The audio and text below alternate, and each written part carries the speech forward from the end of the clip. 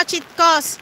For me, as Ilocana or Kuripot, I would prefer to buy fish than getting my license because license is too expensive here.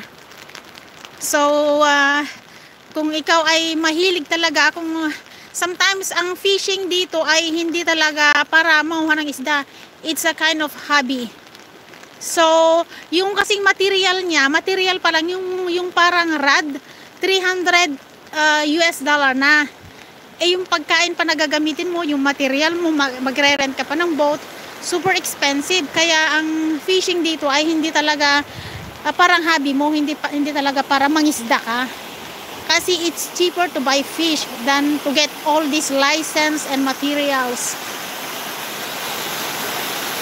Di baling pangit ang weather basta ikaw maganda.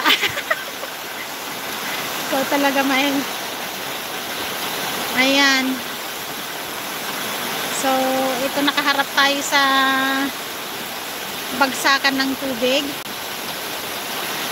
Siyempre, may mga dumi-dumi konti kasi yung mga dahon ay bumabagsak na. Meron pang nagtapon ng basura doon. Alam nyo na, hindi sis ang nagtatapon ng basura. Hi sis ka-sweet, thank you. Ang mga sis, very discipline yan. Nagpupulot pa yan ng mga basura, hindi nagtatapon. NS Kitchen, thank you. Ayan, disiplinado ang mga Swiss. Kaya kung may makita akong basura, alam kong hindi Swiss ang nagtapon. Kasi yung asawa ko nga, namumulot yan eh. Pag may nakitang basura yan, kahit nung nandun kami sa Boracay, pinupulot niya yung mga basura dun sa Boracay. Sabi ko, ba't ka namumulot? Sabi niya sa akin, kung hindi ko yan pupulutin, dadami yan. Gagaya yung iba. Sabi niya, kaya yun, pinupulot niya yung basura. Nakikita ng tao, so nahihiya na yung magtapon. Hi sis DJ! Good morning! Good afternoon na pala kasi 12:30 na dito sa Switzerland. Pareho kami ng oras ni sis DJ.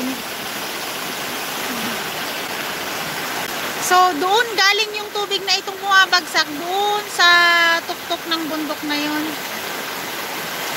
Cheryl Vlog, thank you for coming. Cheryl Vlog, thank you. Kumusta dyan?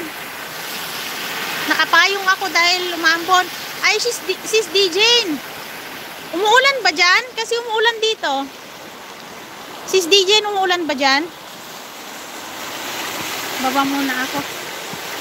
Bonjour!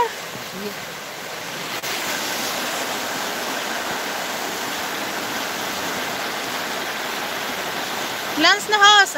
Okay. Oh, pag Sunday dito, alaulan house. Dito lang sa area namin ang umuulan. Dito sa work ko kasi, may work kasi ako pag weekend. Brunch sa amin. Minsan 10 to 11 ang brunch namin sa school or 11 to 12. Depende sa mood ng mga estudyante. Magkaiba langit natin. Oo. Ibang langit dyan, ibang langit dito. Ang langit noon sa Pilipinas, gabi na. SSCTV, hi, good morning, SSCTV, thank you. Nepali Farm, thank you so much, friend. Sis Simply, hi, good morning.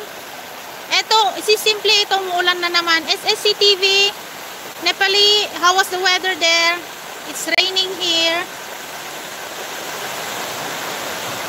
Mr. Lee Art, thank you for coming. Have a nice day. Tambay lang, Mr. Lee Art. Thank you for tambay-tambay. Thank you so much.